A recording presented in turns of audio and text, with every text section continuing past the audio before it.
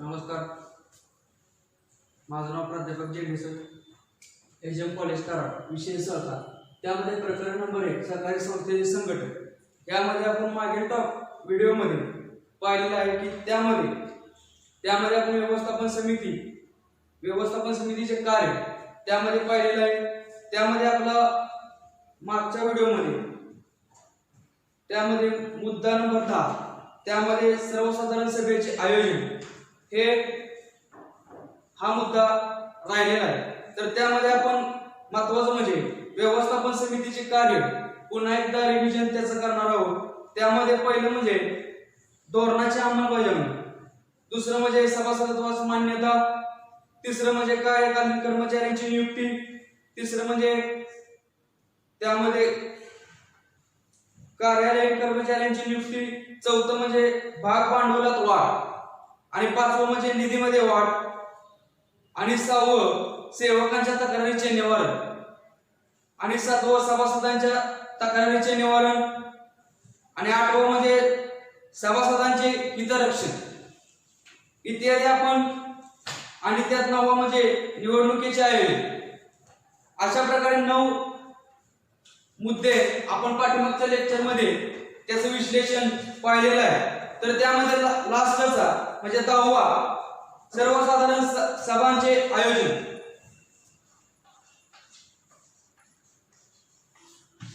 सर्वसाधारण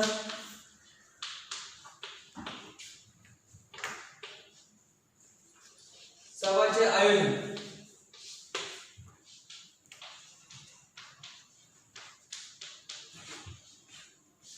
हा मुद्दा 10वा म्हणजे सर्वसाधारण सभाचे आयोजन. हा मुद्द्याचं विश्लेषण आपल्या पाठीमागच्या व्हिडिओमध्ये राहिलं होतं. तर ह्याच्यामध्ये व्यवस्थापन समितीमध्ये या कायद्यामध्ये अधिमंडळाच्या वार्षिक सर्वसाधारण सभा बोलवल्या पाहिजेत, विशेष सभा घेतल्या पाहिजेत. त्यामध्ये महत्त्वाचं म्हणजे आर्थिक वर्ष संपल्यानंतर या अधिमंडळाच्या वार्षिक सर्वसाधारण सभा दरवर्षी बोलवल्या पाहिजेत. त्यामध्ये एकही सभा संस्थेसाठी चुकवली नाही पाहिजे. त्यासाठी ही व्यवस्थापन समितीचं महत्त्वाचं कार्य सभा बोलवणे, वार्षिक सर्वसाधारण सभा घेणे. त्यामध्ये दरवर्षी या सभा बोलवल्या पाहिजे. सभेची सूचना अधिकाऱ्यांमध्ये पोहोचवली पाहिजे. तसे प्रत्येक व्यक्तीला सभेची सूचना सभासदांना पत्रव्यवहारामार्फत किंवा पत्रामार्फत इत्यादी दळणवळणाच्या साधनांमार्फत सभेचं आयोजन व सभेचं कार्यक्रम पत्रिका या पोहोचवल्या पाहिजेत किंवा दिल्या पाहिजेत. आणि त्यामध्ये सभेची अहवाले इत्यादी कार्य व्यवस्थापन समितीला करावी लागतात. अशा पद्धतीने व्यवस्थापन समितीची कार्य आहे. दुसरं म्हणजे व्यवस्थापन समितीचे अधिकार.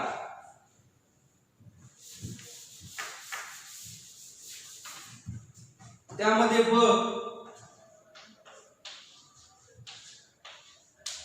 व्यवस्थापन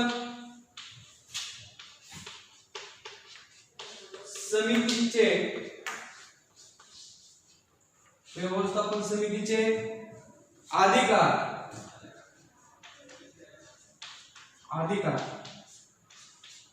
व्यवस्थापन समितीचे जशा पद्धतीने व्यवस्थापन समिती कार्य करते त्यामध्ये आपण व्यवस्थापन समितीचे कार्य बघितलेले आहे. त्या पद्धतीने व्यवस्थापन समितीचे अधिकार शोधत असतात. त्यामध्ये सहकारी संस्थेत सभासद आपले प्रतिनिधी निवडून देतात आणि व्यवस्थापन समिती ही सहकारी संस्थेमध्ये ज्या रोजच्या घडामोडी असू द्या किंवा कार्यकालीन कामकाज असेल त्यामध्ये लक्ष ठेवण्याचं काम व्यवस्थापन समिती करत असते.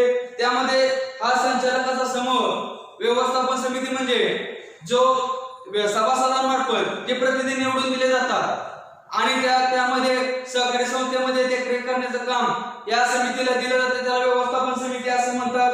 त्यामध्ये व्यवस्थापन समितीला महत्त्वाचं म्हणजे जे अधिकार दिलेले आहेत ते पुढील प्रमाणे. पहिलं म्हणजे सभासदांबाबतचे अधिकार.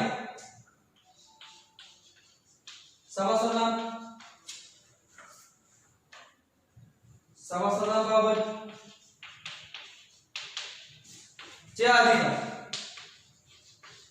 त्यामध्ये व्यवस्थापन समितीला महत्त्वाचं म्हणजे सभासद सहकारी संस्थेचा मालक असतो. त्यामुळे व्यवस्थापन समितीला ज्या अधिमंडळाच्या वार्षिक सर्वसाधारण सर्वसाधारण सभा असू द्या किंवा अधिमंडळाची विशेष सर्वसाधारण सभा बोलवणे, भाग भांडवल किंवा भाग भांडवल हस्तांतरण करणे, नवीन सभासदांस मंजुरी देणे, तसेच सभासदांना भाग भांडवल ज्या पद्धतीनं जमा करणे आहे किंवा तसेच सभासदांना राजीनामा दिला असेल तर त्याला राजीनामा देणे किंवा राजीनामा मंजुरी करून देणे असे सभासदांचं महत्त्वाचा म्हणजे अधिकार असतो। तसेच सभासदांनी जर सहकारी संस्थेमध्ये चांगल्या प्रकारच्या शिस्तीचं वर्तन केलं नाही किंवा सहकारी संस्थेच्या कायद्याचं पालन केलं नाही तर त्याला सभासदातून हाकलून दिले जातं किंवा त्याला बडतर्फ केलं जातं। हा अधिकार महत्त्वाचा म्हणजे सभासदांच्या बाबतचा अधिकार व्यवस्थापन समितीला देण्यात आलेला आहे। दुसरा म्हणजे सेवक वर्गाची नियुक्ती। सेवक वर्गाची नियुक्ती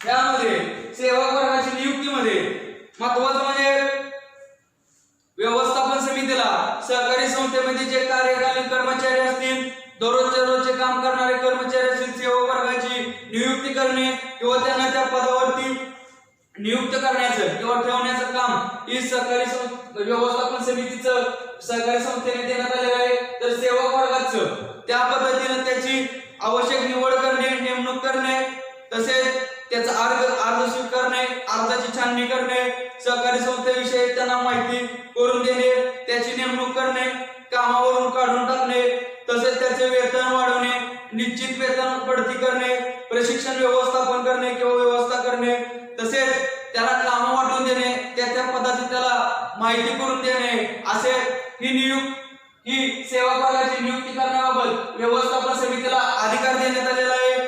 तिसरं म्हणजे निधी उभारणी। तिसरा अधिकार म्हणजे निधी उभारणी। निधी उभारणी यामध्ये सहकारी संस्थेच्या भाग भांडवल असो तर ते कर्जामार्फत, ठेवीमार्फत हे त्या वाढण्यासाठी मदत होते। तर त्यासाठी आपल्याला सहकारी संस्थेचा विकास करण्यासाठी त्यामध्ये महत्त्वाचं म्हणजे भांडवल हे महत्त्वाचं आहे। भांडवल असेल तर सहकारी संस्थेचा महत्त्वाचा विकास होऊ शकतो, प्रगती होऊ शकते। तर त्यासाठी महत्त्वाचं म्हणजे निधीचा योग्य प्रमाणे वापर केला पाहिजे। जो निधी त्या कारणासाठी घेतलेला आहे त्या कारणासाठी त्याचा वापर केला पाहिजे। निधीचा खर्च, तसेच ठेवी स्वीकारणे, ठेवी ठेवणे, तसेच कर्ज काढणे, त्यासाठी करारपत्र तयार करणे, त्यामध्ये अर्ज तयार करणे, तसेच इत्यादी अधिकार व्यवस्थापन समितीला देण्यात आलेले आहे। त्यामध्ये निधी उभारणं हे महत्त्वाचं म्हणजे व्यवस्थापन समितीला अधिकार देण्यात आलेला आहे। चौथं म्हणजे मालमत्ता खरेदी। मालमत्ता खरेदी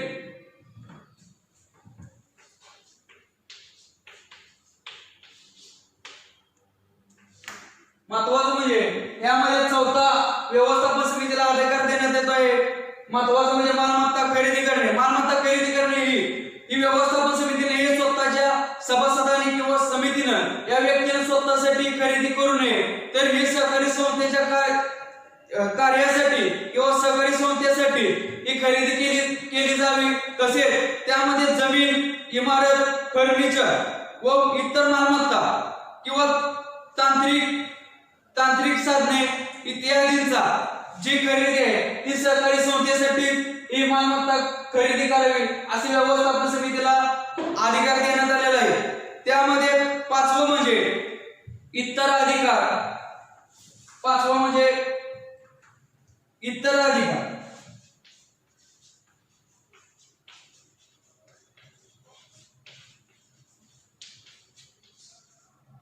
इतर अधिकार कशा पद्धतीने आहे बघा, तर याच्यामध्ये सहकारी संस्थेची नोंद पुस्तके, तसेच हिशेब तपासणी पाहणे, हिशेब पुस्तके घेणे, तसेच मासिके, तसेच वार्षिक हिशेब पत्रिके तयार करणे किंवा त्या हिशेब पत्रकास मंजुरी देणे, तसेच त्या संस्थेच्या वतीने व्यक्तीवर दावा दाखल करण्याचा किंवा उपसमिती नियुक्त करण्याचा अधिकार व्यवस्थापन समितीला। तर यामध्ये इतर हिशेब पुस्तक असतील, विशेष सर्वसाधारण सभेमध्ये त्यांच्या नोंदी करणे, तसेच हिशेब पुस्तक ठेवणे, तसेच त्यामध्ये मासिक गोळा करणे, मासिक तयार करणे, हिशेब पुस्तक पाहणे, परत त्यामध्ये हिशेब पुस्तकाला मंजुरी देणे इत्यादी अधिकार इतर अधिकारांमध्ये व्यवस्थापन समितीला देण्यात आलेले आहेत. तर त्याच्यामध्ये पुढचा आकडा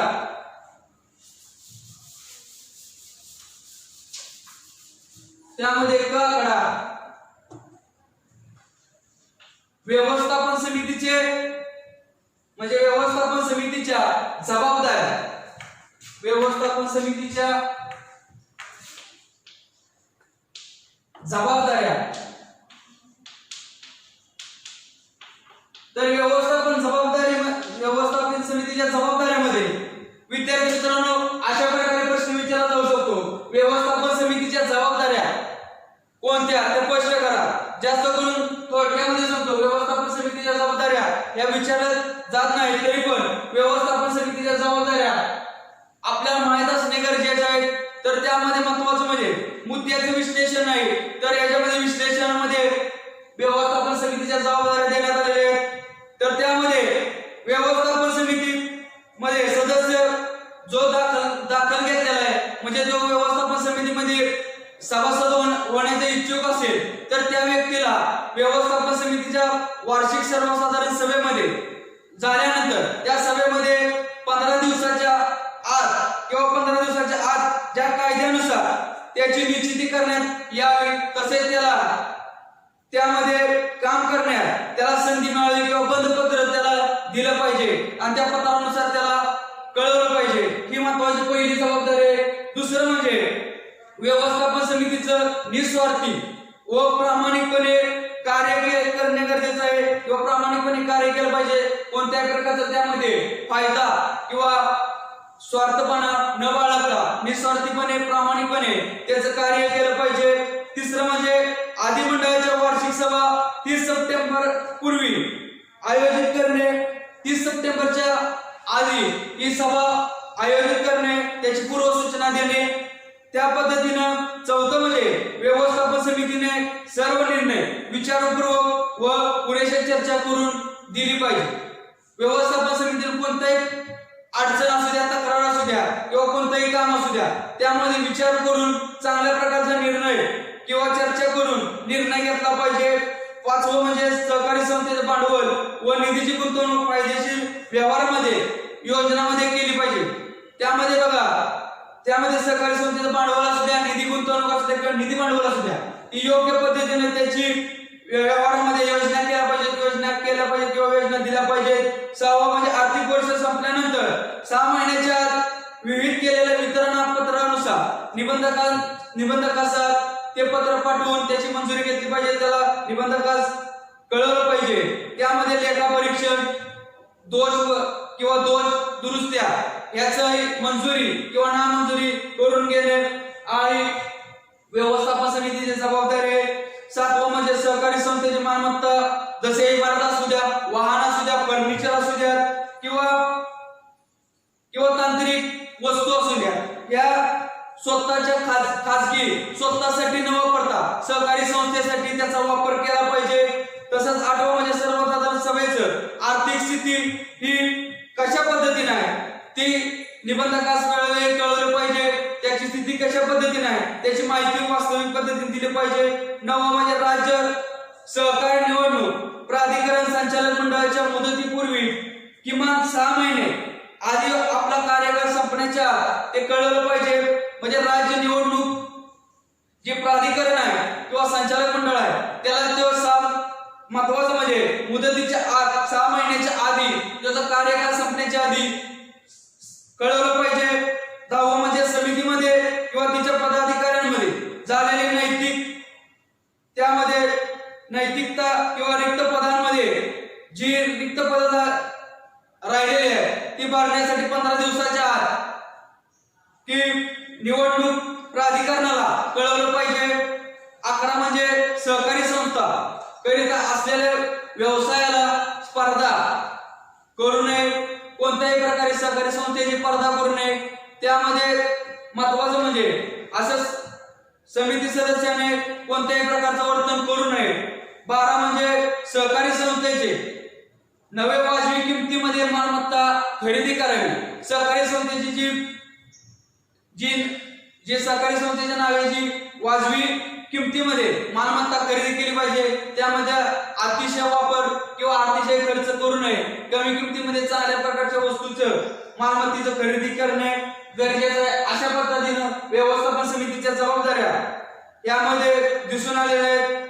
तर त्याच्यामध्ये पुढचा जो घटक आहे त्यामध्ये महत्त्वाचं म्हणजे पुढचा घटक सहकारी संस्थेचे पदाधिकारी. सहकारी संस्थेचे पदाधिकारी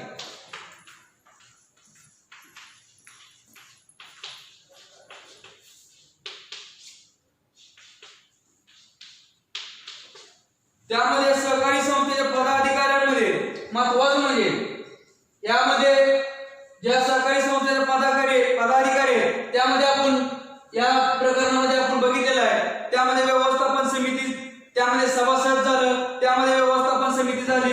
तर आता त्यामध्ये या सहकारी संस्थेचे पदाधिकारी जे आहेत ते यामध्ये महत्त्वाचं म्हणजे हे जे पदाधिकारी ते कार्यकालीन कामकाजासाठी त्यांची नियुक्ती केली जाते. त्यामध्ये आपण जे पदाधिकारी महत्त्वाचं म्हणजे सभासद झाल्यानंतर व्यवस्थापन समिती आणि व्यवस्थापन समिती झाल्यानंतर पदाधिकारी. तर पदाधिकाऱ्यांमध्ये महत्त्वाचं म्हणजे त्यामध्ये अध्यक्ष, उपाध्यक्ष, तसेच महत्त्वाचं म्हणजे सचिव आणि खजिनदार अशा पद्धतीनं यामध्ये पदाधिकारी असतात. तर हे पदाधिकारी का नेमले जातात? तर याचं कारण महत्त्वाचं म्हणजे सभासद हा सहकारी संस्थेमध्ये कायमस्वरूपी काम पाहू शकत नाही. तर त्यासाठी व्यवस्थापन समिती नेमली जाते. तर व्यवस्थापन समिती सर्व प्रशासकीय कार्य असू द्या किंवा इतर जे महत्त्वाचं म्हणजे हिशोब तपासणी असू द्या किंवा लेखनिक काम असू द्या किंवा क्लर्कचं काम असू द्या, अशा पद्धतीनं किंवा सभा बोलवणे, पत्रव्यवहार सांभाळणे अशा सर्व गोष्टी करू शकत नाही. तर त्यासाठी महत्त्वाचं म्हणजे पदाधिकाऱ्यांमध्ये महत्त्वाचं म्हणजे अध्यक्ष हा व्यवस्थापन समितीमध्ये एक प्रतिनिधी निवडला जातो आणि त्या प्रतिनिधी मधून अध्यक्षाची निवड केली जाते. तर याच्यामध्ये आपण या सहकारी संस्थेच्या पदाधिकाऱ्यांमध्ये आपण अध्यक्ष, उपाध्यक्ष, सचिव तसेच महत्त्वाचं खजिनदार अशा पद्धतीने त्यांचं कार्य आणि आपण त्याच्यामध्ये त्यांची जबाबदाऱ्या हे पाळणार आहोत. तर त्यामध्ये महत्त्वाचं प्रथम अध्यक्ष.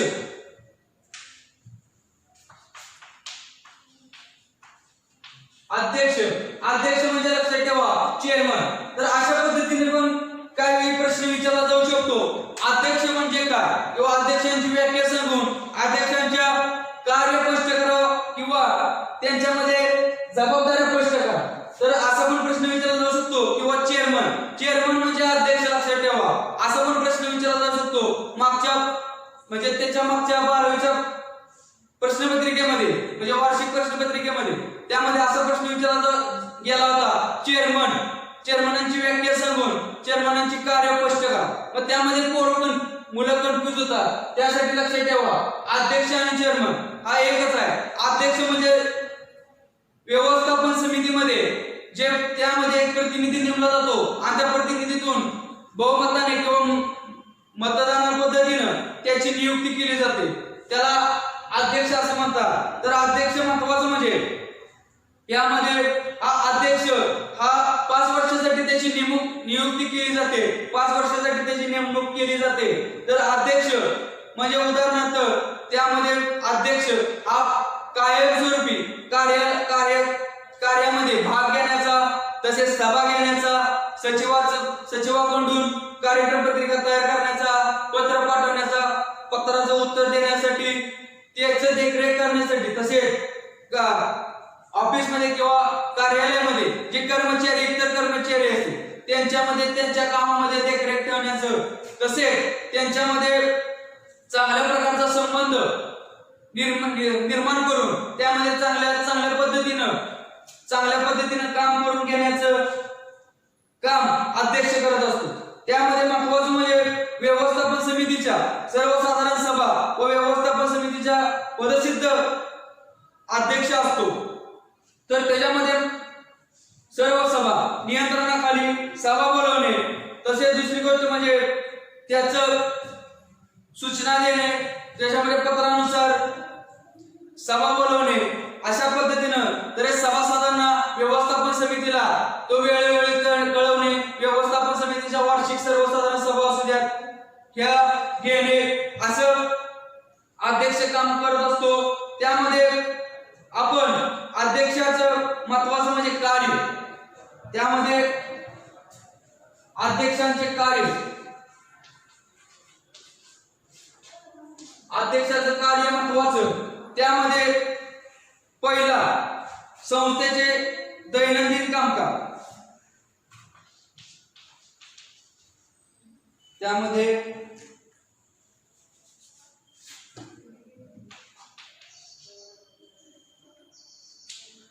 संस्थेचे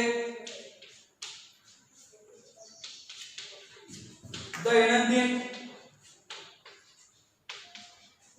कामकाज।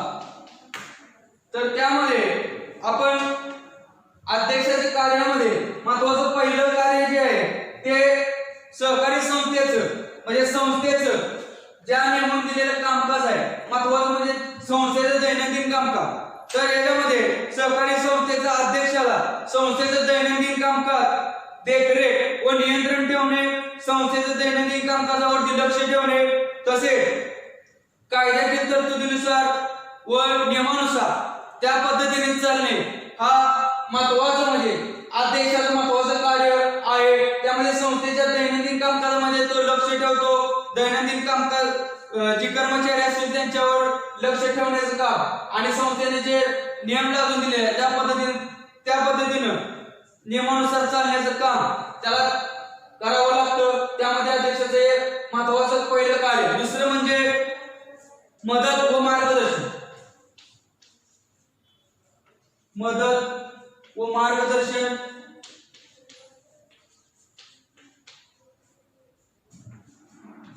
मदत व मार्गदर्शन। तर याच्यामध्ये मदत व मार्गदर्शन, तर सहकारी संस्थेचा महत्त्वाचा कारभार सांभाळण्यासाठी त्याला जे संस्थेचे अध्यक्ष व कार्यक्षम सांभाळण्याचं काम किंवा अधिकार दिलेला आहे, त्यामध्ये त्यानं अध्यक्षाला महत्त्वाचं म्हणजे प्रामाणिकपणे चालवलं पाहिजे। त्यामध्ये कर्मचारी असू द्या किंवा कर्मचारी व्यक्ती असू द्या, अधिकारी वर्ग असू द्या, त्यांना योग्य पद्धतीनं योग्य रीतीनं काम पूर्ण केलं पाहिजे। तर त्यांना वेळोवेळी मदत करणे तसेच मार्गदर्शन करण्याचं काम हे अध्यक्षाला करावं लागतं। तिसरं म्हणजे सलोख्याचे, तिसरं म्हणजे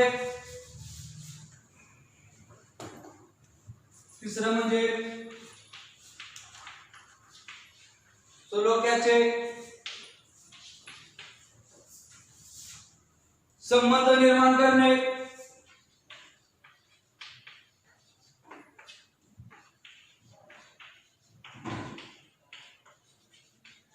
तर याच्यामध्ये महत्त्वाचं म्हणजे सलोख्याचं संबंध निर्माण करणे म्हणजे अध्यक्षाला विविध पदाधिकारी तसेच सेवक वर्ग यांच्या संबंधात राहावं, त्याला संस्थेचं काम करावं लागतं। त्यामध्ये संचालक मंडळ असू द्या, व्यवस्थापन समिती असू द्या, नोकर वर्ग असू द्या, यांच्यामध्ये सलोख्याचे संबंध निर्माण करावे लागतात। अशा पद्धतीनं हे अध्यक्षाचं तिसरं कार्य आहे। तर या व्हिडिओमध्ये आपण अध्यक्षाचे कार्य यामध्ये 3 कार्य पाहिलेलं आहे। तर पुढचं कार्य आपण पुढच्या व्हिडिओ मध्ये पाहणार आहोत। धन्यवाद।